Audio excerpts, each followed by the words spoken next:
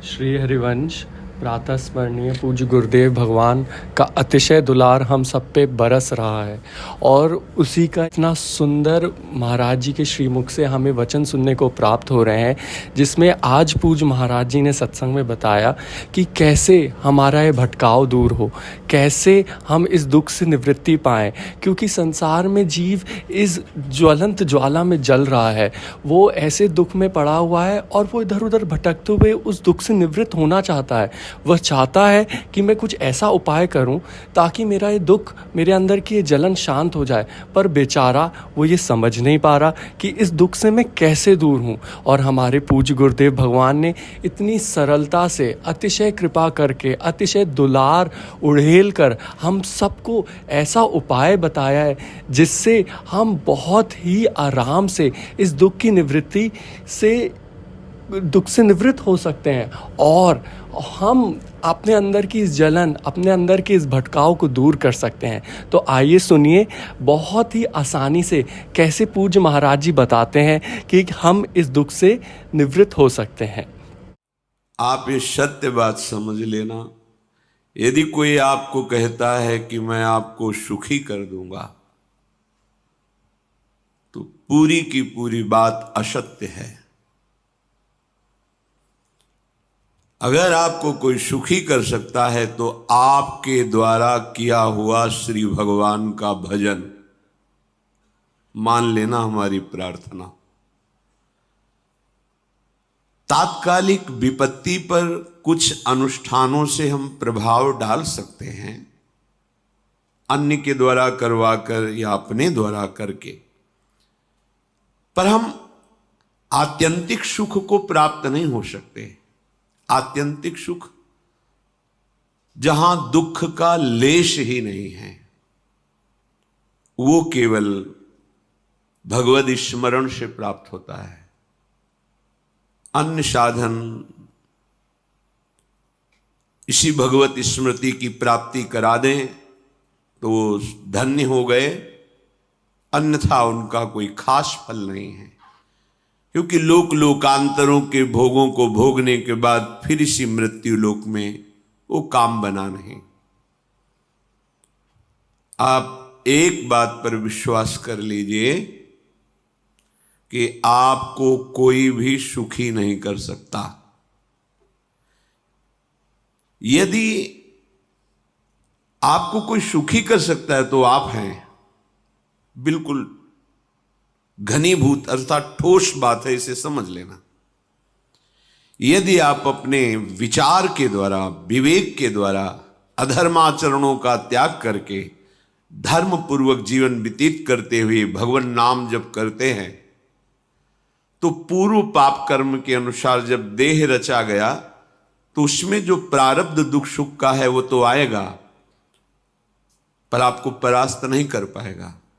और आगे आपके लिए महासुख है जो दुख और सुख दोनों से परे है। अखंड प्रसन्नता, अखंड आनंद, वो केवल आपके करने से होगा। उपदेश मिल सकते हैं, मार्ग बताया जा सकता है, आपको सहयोग मिल सकता है, पर चलना आपको होगा। यदि आप नहीं चले तो ये कहीं भ्रम हो कि मैं कहीं जाऊं और मेरी दुख निवृत्ति हो जाए, तो इस भ्रम को छोड़ देना आप। क्योंकि हम आप तो बहुत छोटे जीव हैं, अर्थात बहुत लघु तपस्या, लघु पुण्य वाले हैं। हम उन महापुरुषों की बात करते हैं जिन्होंने आजीवन ऐसा तप संचय किया, फिर भी उनके शरीर में भारी से भारी दुख देखे गए। ये दुख और सुख एक भ्रमात्मक इंद्रजाल है माया का, ना दुख है न सुख है। जैसे जो सपने सिर काटे कोई, बिन जागे दुख दूर न होई। ऐसे स्वप्न में तुम चक्रवर्ती सम्राट बन जाओ तो जगने पर तुम थोड़ी रहोगे, तुम जो हो वही होगे। हम भगवान के चिदानंद अंश हैं। ये भूल कर हम अपने को स्त्री पुरुष, अच्छा बुरा, धनी निर्धन, दुखी सुखी आदि आदि बहुत सा प्रपंच है, इसे हम अपने दिमाग में बैठा लिया है। जब तक आप ये प्रपंच नहीं छोड़ोगे तब तक आपको सुखी कोई कर ही नहीं सकता, क्योंकि दुखालयम नाशवान संसार का तो तुमने अस्तित्व रखा है। अगर ये किसी के दूर करने से होता तो स्वयं जगत गुरु परब्रह्म परमात्म तत्व भगवान श्री कृष्ण सामने हैं और अर्जुन को कह रहे हैं, मात्रा स्पर्शास्तु कौन्तेय शीतोष्ण सुख दुखदा आगमा पायनो अनित्यास्तास्तितिक्षस्व भारत। हे भारत, हे अर्जुन, ये आने जाने वाले अनुकूलता प्रतिकूलता, गर्मी शीतलता, अर्थात काम क्रोध लोभ मोह मद मत्सर अपमान निंदा, ये सब ताप पहुंचाते हैं। अनुकूलता सम्मान यश कीर्ति धन वैभव मानी हुई मान्यता, ये सब शीतलता पहुंचाते हैं। ये उष्णता और शीतलता, अनुकूलता और प्रतिकूलता आने जाने वाले हैं। भगवान ये नहीं कह रहे मैं मिटा दूंगा, कह रहे तास तितिक्षस्व भारत, हे अर्जुन ये तुम्हें सहना होगा। यदि तुम इसे सह गए तो तुम्हारे हृदय में ऐसी स्थिति प्रकट हो जाएगी कि फिर ये स्पर्श भी नहीं कर पाएंगे। सहने से तुम्हारी भक्ति बढ़ेगी, तुम्हारा चिंतन बढ़ेगा, तुम्हारा स्मरण बढ़ेगा, सत्य वस्तु के लिए सत्य तत्व के लिए तुम सुखी हो जाओगे। बिल्कुल खुली बात। आडंबर नाटक पाखंड इसकी जरूरत नहीं है।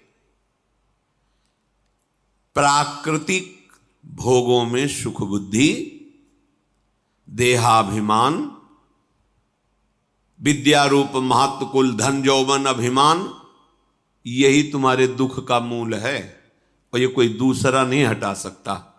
ये तुम्हें अपने विवेक सत्संग से प्राप्त हुए विवेक के द्वारा, शास्त्र स्वाध्याय से प्राप्त हुए विवेक के द्वारा इसे तुम्हें त्यागना है। दुख तुम पकड़े हो तो छुड़ा कौन सकता है? छुड़ाना तो आपको ही पड़ेगा। अगर कोई वादा करता है कि मैं आपको दुख रहित कर दूंगा, मुझे आज तक समझ में नहीं आया। दुख रहित होने का जो उपाय है वो गुरुजन महापुरुष संत जन बताते हैं कि जब चारों ओर अंधेरा छा रहा हो, कोई अपना न दिखाई दे रहा हो, केवल दुख ही दुख, अशांति ही अशांति, उस समय आप देखिएगा कोई एक है जो आपको बहुत प्यार कर रहा है। वो हमारे प्रभु हैं। आप जिनकी तरफ पीठ किए हो और जहां दुख है उधर मुख किए हो, वापस घूमो, सन्मुख होइएगा। सन्मुख होए जीव मोहि जबहि, जन्म कोटि अघनाशों तबहि। करोड़ों जन्मों के पाप नष्ट कर देते हैं भगवान। जहां प्रभु की तरफ हुए तो पता चला बहुत जन्मों से बिछुड़ा था, वो मेरे स्वामी मिल गए। भारी से भारी संकट की निवृत्ति के लिए एकमात्र उपाय भगवान श्री हरि का आश्रय, उनके नाम का जप। सत्य मान लीजिए, आडंबर से कुछ नहीं होना। चाहे जितने जंतुर बांध लो, चाहे जितना जो कुछ जादू टोना जो मन आवे सो कर लो, बारी मथे घृत होए बरु शिकताते बरु तेल, बिनु हरि भजन न भवतरी यह सिद्धांत अपेल। विनिश्चितम बदामि तेन अन्यथा वचांस में हरि भजन्ति नरा। अटल बात है, यदि भजन नहीं करोगे तो तुम्हें कोई सुखी नहीं कर सकता। तात्कालिक आपको ऐसा लग सकता है मेरा काम बन गया, नहीं, वो तत्कालिक है। हमारा काम बनना तो तब होगा जो हमारा आवागमन मिट जाए, सदा सदा के लिए मुझे ऐसी वस्तु प्राप्त हो जाए कि जहां चाह ही खत्म हो गई, जहां दुख ही खत्म हो गया। वो हमारा स्वरूप है, वो हमारे आराध्य देव हैं। प्रार्थना मान लीजिए, भटकाव से बचिए। ये कलिकाल मलायतन मन कर देख विचार, श्री रघुनाथ नाम बिन नाहिन आन आधार। महापुरुषों ने स्पष्ट कहा है, ये मलायतन मल का आगार है। मल माने कामना, नाना प्रकार की वासना, भ्रष्ट आचरण, छल कपट, दंभ पाखंड, बोलबाला, इसका एकमात्र श्री भगवान का नाम आधार है। जो चाहत है नित्य सुख अरु मन को विश्राम, तो हित ध्रुव हित सो भजत रो पल पल श्यामा श्याम श्यामा श्याम श्यामा श्याम। यदि सच्चिदानंद शाश्वत सुख चाहते हो, जहां से कभी हटना ना पड़े, केवल सुख ही सुख है, आनंद ही आनंद है, और मन का विश्राम चाहते हो कि भाग दौड़ मन की मिट जाए, तो बस प्रेम से बोलते रहो श्यामा श्याम श्यामा श्याम, राधे श्याम, राधा राधा राधा वल्लभ। ये बड़ी शोध करके महापुरुषों ने बात कही है। यदि आप भजन नहीं करते तो आप दिमाग में लिख लीजिए, चाहे अपनी नित्य डायरी में लिख लीजिए, जो आप दिनचर्या लिखते हैं। आपको कहीं भी कभी भी कोई भी सुखी नहीं कर सकता।